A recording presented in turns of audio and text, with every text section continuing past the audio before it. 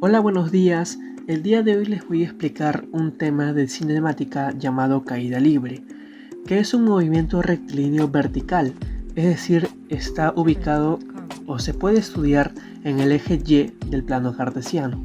Para poder entenderlo mejor, voy a mostrarles una aplicación en la vida real para poder analizarlo posteriormente.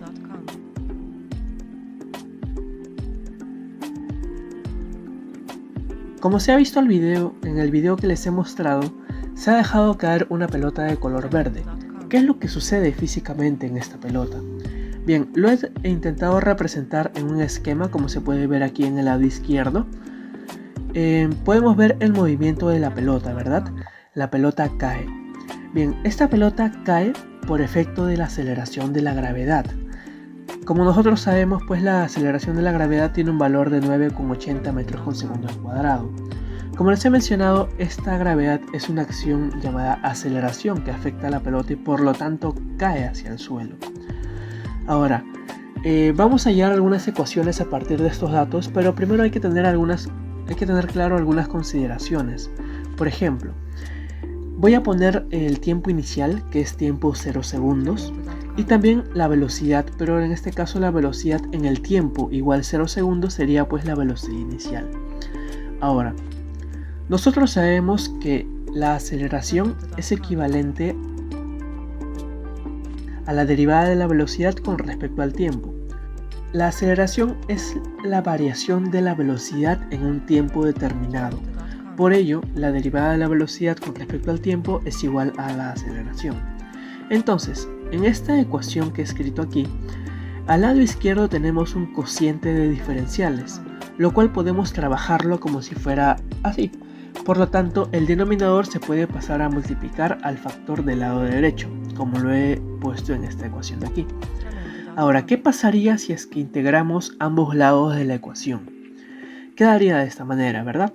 Ahora, operando esta integral, en el lado izquierdo tendríamos la integral de la diferencial de v, que únicamente sería v. Al lado derecho tenemos la integral de la aceleración por la diferencial de v. La aceleración, como les he mencionado, es igual a la gravedad, por lo cual voy a representarlo con la letra g, que es la aceleración de la gravedad. Ahora, esta aceleración de la gravedad sería una constante, por lo cual podría salir fuera de la integral. Entonces quedaría dentro únicamente la integral de la diferencial de t, que únicamente es t, tal como lo he escrito aquí. La integral de la diferencial de v es v, y la integral de la aceleración de la gravedad por la diferencial de t es igual a la aceleración de la gravedad por el tiempo t, más una constante de integración.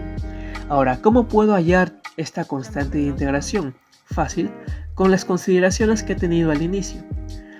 Como les he mencionado, el tiempo inicial sería cuando t vale 0 segundos. En ese instante la velocidad es igual a la velocidad inicial, por lo cual voy a reemplazar estos datos en la ecuación. Ahora, esta multiplicación por 0 desaparece, ¿verdad? Por lo cual la constante de integración sería igual a la velocidad inicial. Reemplazando esto en la ecuación anterior, nos quedaría la primera ecuación gracias al análisis integral. Esta ecuación nos muestra o nos indica la velocidad que adquiere esta pelotita a lo largo de su trayectoria en cualquier instante, claro está. Ahora, si es que yo quisiera hablar de la posición, es decir, quisiera hallar la posición en un instante cualquiera, podríamos hallarlo de una manera análoga como lo acabamos de hacer. Nosotros sabemos que la velocidad es igual a la derivada de la posición con respecto al tiempo. En este caso, la posición, como estamos en el eje vertical, que es el eje Y, lo he representado con la letra Y. ¿Por qué la velocidad es igual a la derivada de la posición con respecto al tiempo? Porque la velocidad se puede decir o se puede definir como el cambio de posición en un intervalo de tiempo. Ahora, de igual manera, esta diferencial del lado izquierdo lo podemos expresar como si fuera un cociente, por lo cual el denominador podría pasar a dividir al lado derecho. Quedaría de esta manera. De igual manera podríamos integrar ambos lados, como lo hemos hecho anteriormente. Ahora, Como en el análisis previo hemos hallado que la velocidad es igual a esta expresión de aquí, lo vamos a reemplazar en la integral del lado derecho, por lo cual quedaría expresado de esta manera. Ahora, operando estas integrales nos quedaría finalmente esta expresión de aquí. Nos resulta también una constante integración final que podemos hallarlo con las consideraciones previas. Pero para esto, como les he mencionado, vamos a expresar en el eje Y, que es la componente Y pues, del plano cartesiano, y vamos a tomar como referencia que en el primer instante empieza cuando Y es igual a 0. Por lo tanto vamos a reemplazar estos valores en la ecuación que tenemos aquí.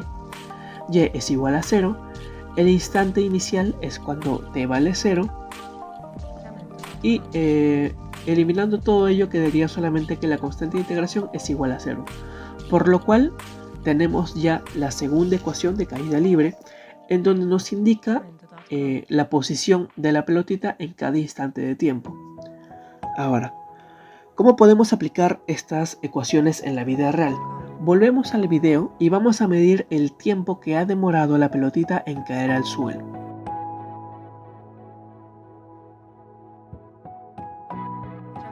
Como hemos visto, la pelotita en caer al suelo únicamente ha demorado medio segundo, es decir, 0.5 segundos.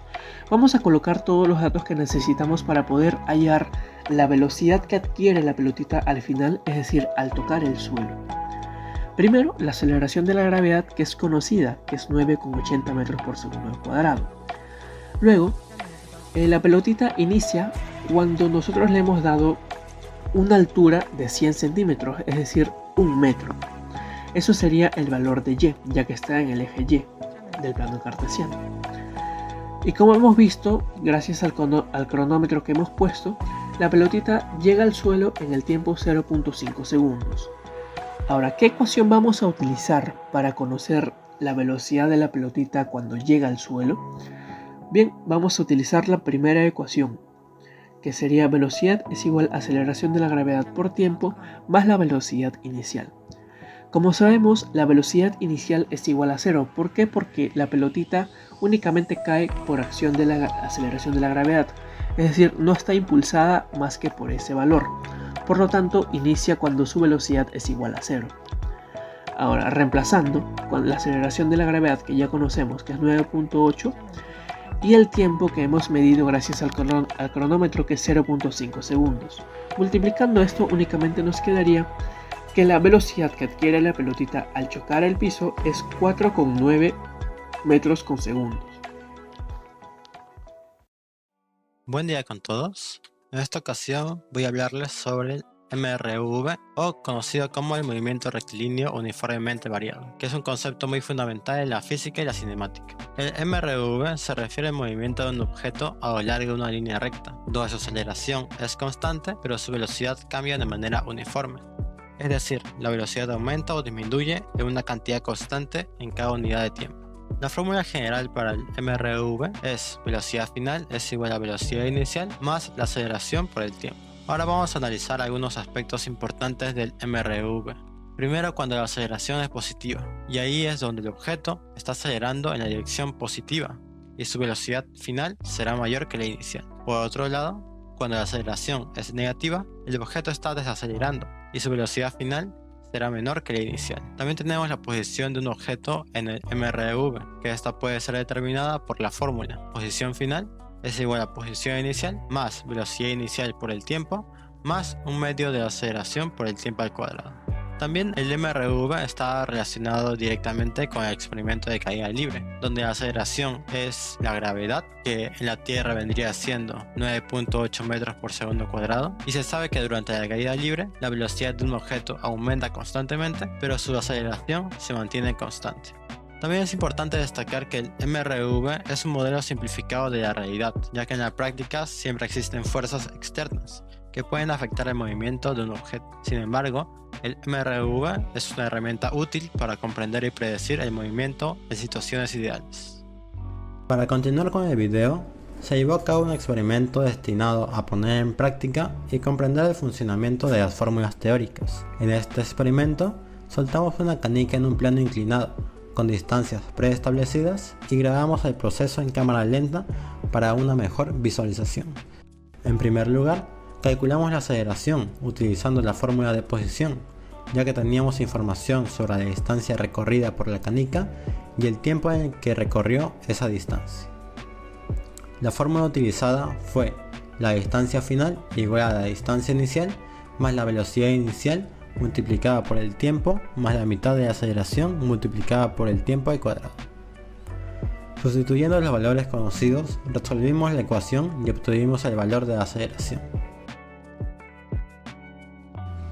Una vez obtenida la aceleración, determinamos las velocidades de la canica cada 20 centímetros de su recorrido. Para calcular la velocidad tras recorrer cada tramo de 20 centímetros, empleamos la fórmula que relaciona la velocidad inicial, la aceleración y el tiempo. Dado que la velocidad inicial al soltarse la canica es 0, sustituimos los valores conocidos en la fórmula y calculamos la velocidad en ese punto específico. Repetimos este proceso para las demás posiciones de 40 centímetros y 60 centímetros utilizando el tiempo registrado por un cronómetro cuando la canica pasó por esos puntos. De esta manera aplicamos la fórmula correspondiente para determinar las velocidades finales en ambos puntos.